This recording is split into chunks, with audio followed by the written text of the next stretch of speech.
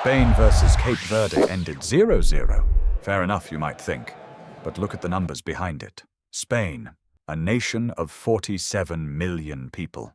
Cape Verde, just over 500,000. That's roughly 90 Spaniards for every one Cape Verdean. And when the final whistle blew, the smaller country was still standing. By the time the group stage ended, Cape Verde had 3 draws, 0 losses, and a place in the World Cup knockouts. The smallest nation, by population, ever to reach that stage. This isn't a story about a lucky team catching a good day. This is a story about pressure, about where it actually travels when a giant meets a minnow. Here's the take. Everyone assumes pressure crushes the small team. It's the other way around. A nation with no World Cup history has nothing to protect. The favorite has everything to lose. And losing to a team you're not supposed to fear is the most embarrassing way to lose there is. Rewind a year before that Spain match, October 2025. Cape Verde needed a win over Eswatini just to qualify at all. They won 3-0 and became, at the time, the smallest country by land area ever to reach a World Cup. Nobody outside African football was watching that night. There was no weight on it. Just a small federation doing something it had never done before. Compare that to what Spain was carrying 8 months later. Reigning European champions. A generation built around a teenage star already being called one of the best in the world. Cameras from every continent. If that team stumbled against a nation of 500,000 people, it wouldn't be a footnote. It would be the headline. This pattern isn't new.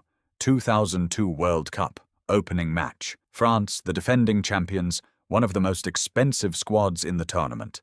Their opponent, Senegal, playing their first ever World Cup game. Senegal won 1-0. France didn't just lose that day. They went home in the group stage without scoring a single goal in the whole tournament.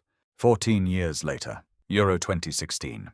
Iceland, a country of around 330,000 people, walked out against England, the most expensive squad England had ever assembled. Iceland won, 2-1.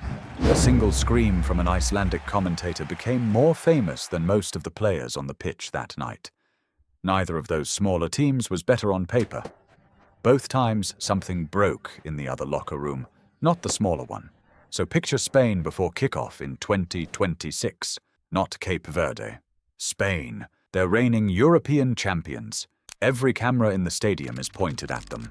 If they lose or even draw to a country of 500,000 people, that isn't just a bad result. It's a story that gets replayed for years. Cape Verde has no such history to protect. They'd never even played at a World Cup before.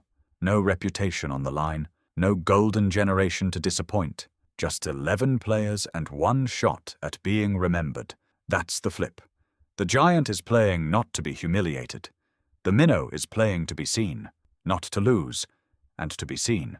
2 different games entirely. Watch Cape Verde's goalkeeper that night, Vozinha, 40 years old. Before the tournament, around 500,000 followers online. After keeping Spain off the scoreboard, well over 15 million. He wasn't just stopping shots. Every save reset the room behind him. Confidence climbing on one side of the pitch, the weight staying exactly where it started, on Spain's side. 3 days later, against Uruguay, the pattern held again. Kevin Pina scored Cape Verde's first ever World Cup goal in Miami, and the game finished 2-2. A team with no history to lose kept adding to a story with nothing to lose. A 2-time former champion walked away with a draw they never expected to be fighting for. 1 more draw against Saudi Arabia, and Cape Verde finished the group stage unbeaten. 3 games, 3 draws, 0 losses. Second place, behind Spain, ahead of 2 nations with far bigger football histories behind them. Then it escalated again. Their reward, Argentina, the reigning world champions, in the round of 32. Lionel Messi, playing what he had already said would be his last World Cup. Think about what that means for pressure. Argentina wasn't just defending a trophy, they were defending the ending of the greatest career in the sport's history. Lose here to a debutante nation, and that becomes the story forever. Not the trophy, the collapse. By any ranking, any budget, any history, this shouldn't have been close. It went to extra time. 1 nation of tens of millions, world champions. 1 island nation of 500,000 people in their first ever tournament. Final score, 3-2. Argentina. Not after 90 minutes. After extra time. How many minutes did the smallest team in World Cup history hold the world champions level? Comment the number you remember. Cape Verde didn't win that game, but they made the champions earn every single one of those minutes on the biggest stage football has. And that's the actual finding here. The heaviest pressure in football doesn't sit on the team with nothing. It sits on the team defending everything it already has. That's why nations with no history keep doing this.